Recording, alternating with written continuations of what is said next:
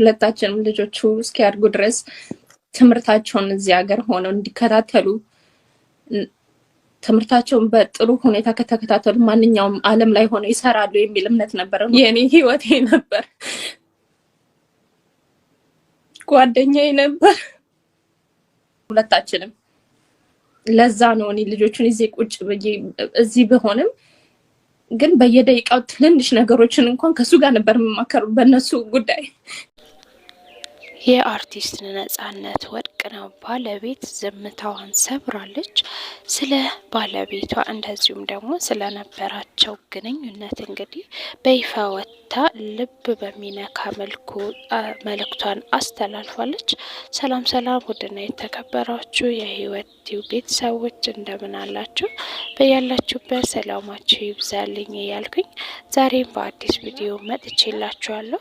ዛሬ ይዤላችሁ የመጣሁት ቪዲዮ እንግዲህ የተወዳጁ የአርቲስት ነጻነት ወርቅነህ ባለቤት ስለ አስተላለፈችው መልእክት እንግዲህ ነው። አንዳንድ ነገር ማለት እፈልጋለሁ። እናንተ ሀሳብ አስተያየታችሁ እንድታስቀምጡ እፈልጋለሁ ማለት ነው በኮሜንት ስር። ለቻናላችን አዲስ የሆናችሁ ቻናሉን ሰብስክራይብ ያደረጋችሁ ዘወትር የምንለቃቸው አዳዲስ መረጃዎች እንዲደርሳችሁ ማድረግ ትችላላችሁ ማለት ነው። እንዲሁም ቪዲዮን በላይክ ጀምሮ እንግዲህ እንደሚታወቀው አርቲስት ነጻነት ወርቅነህ ህልፈት ተከትሎ ባለቤቱም እንግዲህ መጥተው ነበረ። እንደዚሁም ወደ አሜሪካ ተመልሰዋል።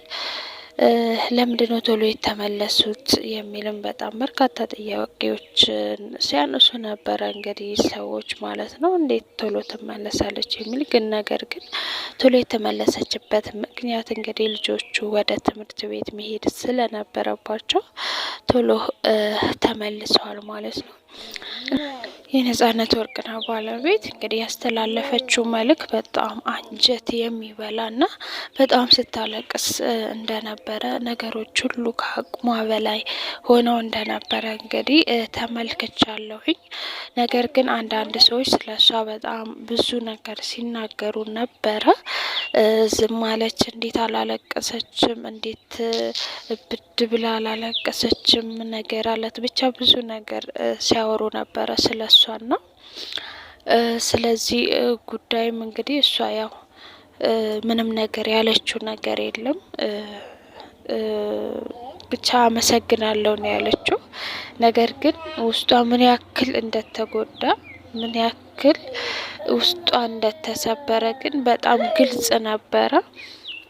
በጣም ግልጽ ነበረ። የምሬን ነው የምላችሁ። አንዳንድ ሰው እኮ የውስጡን አውጥቶ ለመናገር ራሱ የሚከብደው ነገር አለ። እሷ ስትናገር በቃ እኔ ባለቤቴ ጓደኛዬ ነበረ።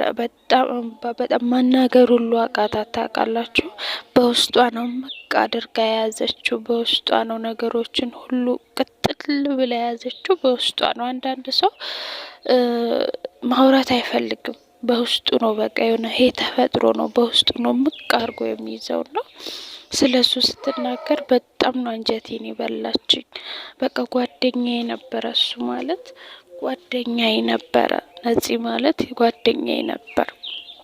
ልጆቹን እንኳ በቃ ራሳቸውን እንኳ ሲያማቸው ጥቃቅን ነገሮችን እንኳ ማለት ነው ሲያማቸው ምን ላድርግ ብዬ የምጠይቀው ሰው ነው። በጣም ልጆቹ አስተምረን ጥሩ ደረጃ እንዲደርሱ ነበረ አላማችን። በጣም ምርጥ ሰው ነው። ስለሱ ይሄ ነው ብዬ ማውራት አልችልም ብላ እንግዲህ በጣም አንጀት በሚበላ መልኩ ስትናገር ተመልክቻለሁ ማለት ነው። እንግዲህ ሰዎች ምንም ነገር ሳያስተውሉ ስለ አንድ ሰው ሳያውቁ ብዙ ነገር ስም ይሰጣሉና እንደዚህ ያለ ነገር ትክክል ነው ብዬ አላስብም። በጣም ብዙ ነገሮች ሲወሩም ሶሻል ሚዲያ ላይ ሲሰዋጩ ሰምቻለሁኝ፣ አይቻለሁ ማለት ነው። ሶሻል ሚዲያ ላይ እንግዲህ ስለሷ ብዙ ነገር ሲወራም አይቻለሁ። አብረውም አልነበሩም የሚል ነገርም እንግዲህ አይቻለሁ። ሳናጣራ ሳናውቅ ስለ ሰው ዝም ብለን በሰው ላይ መፍረዱ ጥሩ ነው ብዬ አላስብም። ከደዚህ ያለ ነገር ብንቆጠብ ብዬ አስባለሁ። እንግዲህ ነፂና ባለቤቱ አንድ ላይ እንደነበሩ እንግዲህ ተናግራለች ማለት ነው። በጣም ነው ያሳዘነችኝ። በጣም የምሬን ነው ምላችሁ። በጣም በቃ ጓደኛ የነበረ እኔ ስለሱ ይሄ ነው ብዬ ማውራት በጣም ይከብደኛል። ንግግር እንኳን አልችልም ስትል በጣም ነው ያሳዘነችኝ። በጣም እና ደግሞ ልጁ ራሱ ልጇ ማለት ነው አጠገቧ ሆኖ እንዴት እንደሚያያት እንደነበረ ውይ የኔ አባት ያኔ ራሱን ስፍስፍ ነው ያለው። የቀብር ስነ ስርዓቱ ላይ እንስፍስፍ ያለው ልጅ ነው እንግዲህ ስታወራ ምን ያክል አንጀቱ እንደበላችሁ በጣም ነው የሚያሳዝነው። ብቻ ሀዘኑ በጣም ከባድ ነው። ምን እንደምልም አላውቅም። እንደዚህ ያለ ነገር ሲያጋጥም እንግዲህ በህይወታቸው ምንም ማድረግ አይቻልም። ፈተናዎች ሁሉ ለበጎ ነው ብዬ አስባለሁኝ።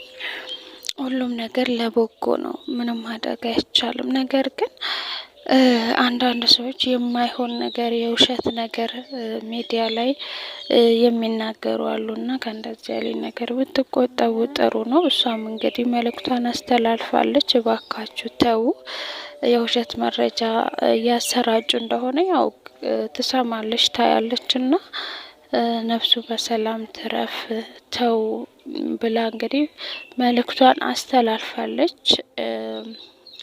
የውሸት መረጃዎችም ባታሰራጩ ብዬ እኔም እላለሁኝ ማለት ነው። መልእክቴን አስተላልፋለሁኝ። የነጻነት ነፍስ በሰላም ትረፍ። ሀሳብ አስተያየታችሁን እንግዲህ በኮሜንት አስቀምጡ። እኔ በበኩሌ የነጻነት ወርቅነህ ባለቤት በጣም ወርቅ እንደነበረች እንደሆነች ግልጽ ነው፣ ያስታውቃል። ነገር ግን ነገሮችን እሷ ማልቀስ ፈልጋ ሳይሆን በውስጧ በቃ የሆነ አንዳንድ ሰው ሀዘኑን በውስጡ ነው ምቅ አድርጎ የሚይዘውና አዲስ ነገር ሲሆንባችሁ በጣም እንደሚከብድ ነው። ገባችሁ አይደለ? የሆነ ሰርፕራይዝ ነገር ሲሆንባችሁ ድርቅ የሚያደርጋችሁ ነገር ይኖርና በውስጧ ቅጥል እንዳለች በጣም ግልጽ ነው። በውስጧ ነው ቅጥል ያለችው። በቃ ያስታውቃልና ልጆቹ ደግሞ እንዳይከፋቸው በማለት ነው ጠንካራ ለመሆን እየሞከረች ያለች ነገር ነው እየመሰለኝ ያለውና ቪዲዮዋን ብታዩት ሙሉውን ቪዲዮ ብታዩት በጣም ደስ ይለኛል። ስለዚህ እባካችሁን እሷንም እንዲከፋት ሀዘኗ እንዲባባስ አታድርጉባት ማለት እፈልጋለሁ። እንግዲህ ሰሞኑን ጎፈንድሚ ተከፍቷል። ጎፈንድሚ ቤተሰቦቹ ልጆቹ ይረዱ በማለት ጎፈንድሚ እንደተከፈተ ነው እንግዲህ የሰማው። እንዴት አንድ ወር እንኳን ሳይሞላ እንዴት ጎፈንድሚ ትከፍታላችሁ የሚሉ በርካታ ሶሻል ሚዲያ ላይ ሲሰራጭ አይቻለሁኝና ይሄ ያሳፍራል። ምንም ችግር የለውም። ልጆቹ እንግዲህ ነጻነት ወርቅነህ አካውንቱ ራሱ ዝግ እንደነበረ በሌላ አካውንት እንደሚጠቀም ነበር እንግዲህ ሲነገር የነበረውና ምንስ ችግር አለው? ምንድነው ችግሩ? ጎፈንድሚ ቢከፈትለት ምንድነው ችግሩ? እስቲ ሀሳባችሁን አስቀምጡልኝ። የዛሬው ቪዲዮ ይህን ይመስል ነበረ። ስለተከታተላችሁኝ እጅግ አድርጌ አመሰግናለሁ። ሰብስክራይብ ያላደረጋችሁ ሰብስክራይብ አድርጉ፣ ላይክም ያላደረጋችሁ ላይክ አድርጉ። አመሰግናለሁ። ወዳችኋለሁ። መልካም ጊዜ ይሆናላችሁ። ባባይ